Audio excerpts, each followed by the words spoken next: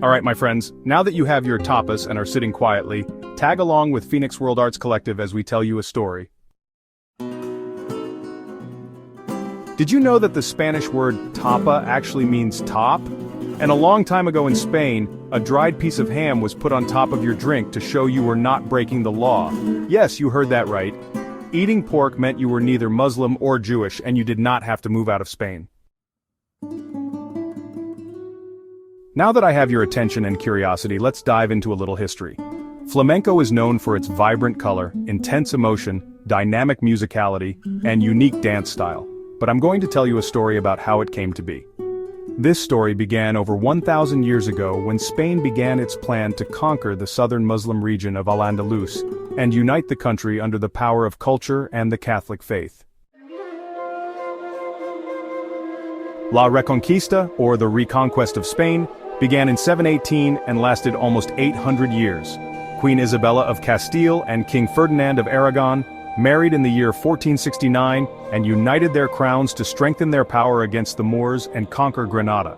Sultan Muhammad XII was the Muslim ruler of southern Spain, and during his time as ruler, Sephardic Jews and Christians lived harmoniously by paying tax, allowing them to practice their beliefs openly. The Moors ruled since 711, coming in from northern Africa into the Iberian Peninsula. In 1492, Queen Isabella and King Ferdinand sent their forces to surround the city of Granada to cut off vital supplies and resources to the people. Sultan Muhammad surrendered Granada to the Spanish crown, which then forced Jewish and Muslim civilians to surrender their identities and beliefs. Many were forced to convert to Christianity and if not, had to leave their homes and were not allowed to take with them silver or gold. Converting any type of money was too expensive outside of Granada, so many people, both rich and poor, sold everything for horses just so that they could flee Spain. There was also another group of people who suffered along with the Sephardic Jews and the Moors, and they were the Roma. The Roma were nomadic people who came in from northern India. Nomadic means to travel from place to place and to not have a settled home. The earliest presence of the Roma people was found in Zaragoza, Spain, in 1425, and later dwelled in Granada. They were known for being metal workers, basket makers, horse traders, along with being performers and musicians. The Roma were heavily persecuted for being outsiders, and chose to live in remote areas, such as the caves of Sacromonte, also found in Andalusia, southern Spain. It is said that during the persecution and oppression of the Spanish crown, Jews and Muslims found refuge within the cuevas of the Sacromonte.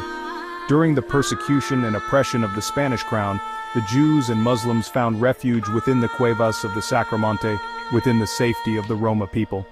It was here, within secrecy and emotional darkness, that the Jews, Moors, and Roma coexisted and blended, thus birthing flamenco and celebrating their identity, religiously, amongst themselves and their families.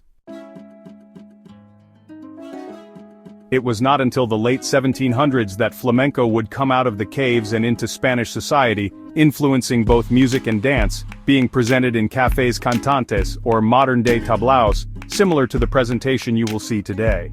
Originally, flamenco was only vocal music and accompanied by hand clapping, known as palmas, or with the striking of knuckles on a table or with the tapping of a wooden staff or palo to keep time.